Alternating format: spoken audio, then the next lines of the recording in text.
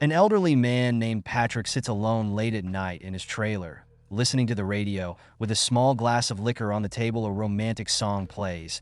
And as he hears it, he recalls a young woman peering into his car. Through streams of rainwater outside, the trailer thunder rumbles and a heavy rainstorm begins mirroring the scene in his mind. Patrick glances at a vial of clear liquid, but then sets it aside. Lightning flashes outside as a loud knock sounds at his door. Patrick nervously looks toward the door and tells the stranger to go away, but the knocking continues, and a moment later a woman's voice pleads from outside asking to be let in. After some hesitation, Patrick opens the door to find a rain-soaked young woman seeking a ride to town. His car sits just outside the trailer. Patrick glances around his kitchen, then opens the door wider for her. The woman, drenched and shivering, steps in, but declines the towel Patrick offers, saying she just needs to get to town. Patrick questions how she ended up there so late, but she can only explain that she ran. Patrick informs her that his car is broken and he can't help. Buses don't run at this hour either. He apologizes for not opening the door sooner, explaining that local kids often play pranks, knocking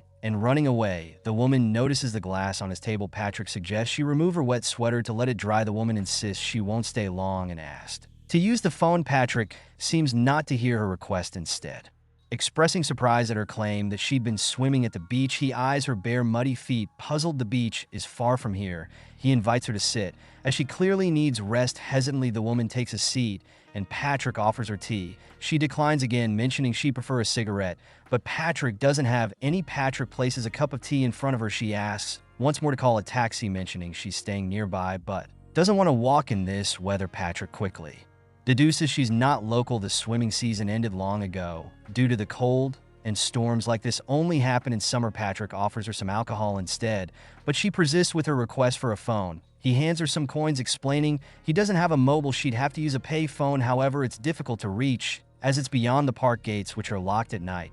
He adds that the locals are peculiar, full of fear, just like him. The woman thanks him for his help and starts to leave, not wanting to disrupt him further, but Patrick points out that she'll have to wait for the park to reopen. Reluctantly, she agrees to stay and wait for her clothes to dry. As she stands, she begins to explore the room, asking questions which Patrick answers thoughtfully. He shares that he grew up by the coast and moved to the city in his 20s. While wandering, she finds a few feminine items on a dresser. She examines a small watch and admits she's unemployed, too, constantly unlucky, something they seem to have in common, but Patrick disagrees, mentioning he worked as an electrician until a shocking accident involving a light socket made him quit. After such an intense experience, routine work lost its appeal. He muses that people crave danger, seeking thrills through risky endeavors like skydiving. Meanwhile, the woman picks up a locket containing a lock of hair. Patrick continues musing about human nature's draw to danger before asking where she's staying. The woman gives vague answers, arousing Patrick's suspicion. She also claims she's never been here before, though Patrick finds her face oddly familiar. He takes the locket from her and suggests she take a shower to warm up. Noticing her shivering, she eventually agrees and heads to the bathroom behind the closed doors. Still wary of Patrick, she studies herself in the mirror, fiddling with an earring. Then she steps under the water. Suddenly, she notices the water running down her body turns muddy, mixed with streaks of blood washing away into the drain. Panicked, she hears Patrick knocking, bringing her a towel. The water clears, and as she peeks out from behind the shower curtain, she sees the towel hanging on the door. Looking back in the mirror, her forehead appears clean with no sign of injury. Meanwhile, Patrick heats soup on the stove and offers her a dry sweater, mentioning it belonged to an ex-girlfriend. He reassures her he's single and she can keep the sweater. The woman admits she's alone too, struggling to take care of herself, which is why family isn't an option. She describes herself as independent, someone drawn to danger, only to regret it later. Patrick pours thick red soup into a bowl, surprised by her self-awareness. Most women, he says, blame others for their mistakes.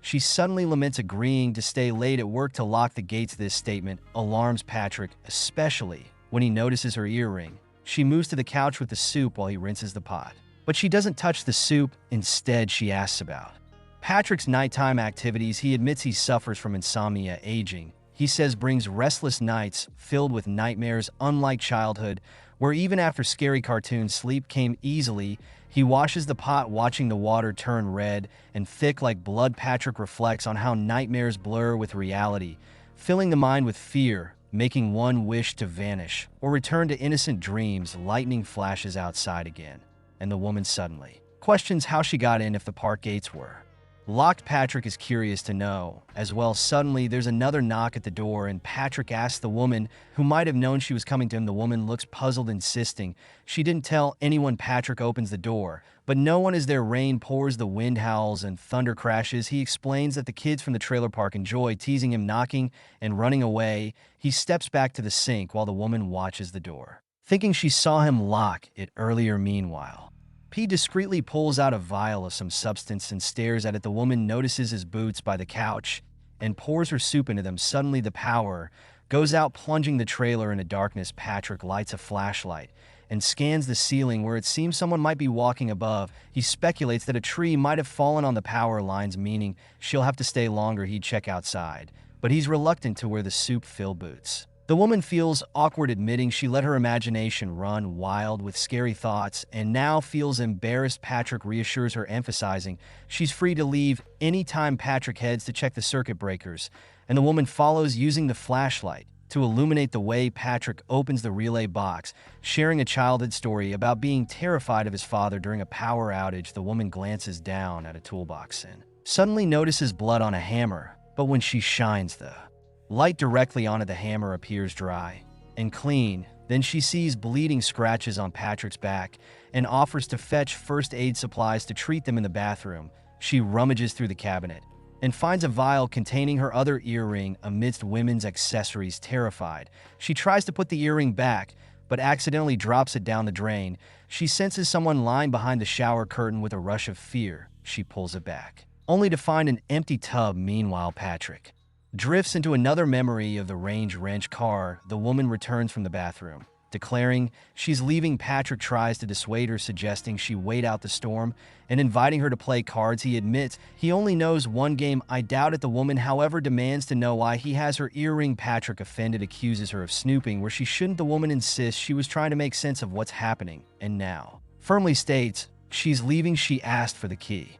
Wanting to go home, Patrick, perplexed, asked what scared her so much. What did he do wrong? He let her and gave her warmth and offered her drinks, yet she's repaying him with accusations. He laments that women always do this, bursting into his life only to tear it apart. What's she even doing here? The woman starts yelling, demanding the key, but Patrick calmly tells her the door isn't locked. She tries the door and finds it indeed unlocked. Embarrassed by her baseless outburst, she decides to stay. Patrick deals the cards for I doubt it, joking that if she wants, she can pour alcohol into his sneakers. For the first time that night, the woman smiles. Patrick once again wonders where he might have seen her before. The woman speculates that as people age, all the women they known start to look alike, similar in their struggles, all running from something. As they play, Patrick shares humorous stories about his neighbors who live near the park's entrance. In turn, she admits she's been hiding from reality and her own flaws. She confesses she was drinking at a bar before the storm. Patrick recalls she mentioned the beach, but in the spirit of the game says he doesn't believe her. He then admits he lied about the sweater. He explains how he met his late wife at a gas station where she asked him to buy her a bag of chips. At first, he thought she was homeless, but she was well-dressed with beautifully clean hair. He bought her the chips, and they sat together eating in silence. She later died of an overdose. Truthfully, no one set foot in his home for a long time. He's glad she's here, saying her presence makes him feel alive. He pours more into her glass, but as she raises it to her lips, she notices a lipstick stain on the rim, reigniting her suspicions. The storm intensifies, and Patrick steps outside. Suddenly, the woman hears a phone vibrating. She follows the sound to a back room and finds a phone on the bed where a dead woman lies under the sheets. Terrified, she tries to hide and plans to escape through a small window in the storage room, intending to smash it with a hammer she previously thought was covered in blood. But when she picks up the hammer, it appears bloody again. Realizing her only way out is through the door, she steps out of the storage room and runs straight into Patrick, who captures and ties her up. He forces her mouth open and makes her drink a mysterious liquid. She struggles, but Patrick drags her to the bedroom and throws her onto the bed next to the lifeless woman as she desperately tries to free her hands and escape through a small window. Patrick begins to monologue about the woman lying there. She had asked for chips and willingly got into his car. And the current woman, what did she expect showing up at a stranger's home in the middle of the night? Fate. he says has nothing to do with it. It's all about choices the woman feels herself. Losing consciousness, Patrick admits he gave her a banned substance, one that will soon kill her. He recounts the story of the first woman he killed, who approached him during a storm on the beach asking for a ride. He vividly remembers the tattoo on her ribs, even though he's long forgotten her face today. He says he's been lucky 2 kills in one night. No one will ever know. Sin, he continues, is just a myth. There is no God, only a conscience that can be ignored. As the woman passes out, Patrick covers her face and waits for her to die, once again recalling the stormy beach scene. Suddenly he notices a tattoo on her chest and realizes, with mounting horror, that she's the same woman he killed years ago. Plunged into a nightmare, Patrick is confronted by all the women he's murdered. They fill his house, drinking, bathing, and laughing at him. He's abruptly enveloped in darkness, where he hears the terrifying sound of his father's ventilator, a noise that haunted him as a child. Emerging from the darkness, drenched in blood and despair, he is surrounded by his victims as the sound of police knocking at the door grows louder. His most recent victim steps out of the shadows, forcing him to pour the contents of the vial into a bottle and drink it. The other women sh him on, driving him to madness. Suddenly it all ends. Patrick opens his eyes to find there was no storm, no woman. Everything had been a hallucination. The door knocks again, and when he opens it, he sees kids running away. He pulls an empty vial from his pocket and laughs, realizing he drank the solution in his delirium. Returning inside, he locks the door. Moments later, a thud is heard, the sound of his body hitting the floor.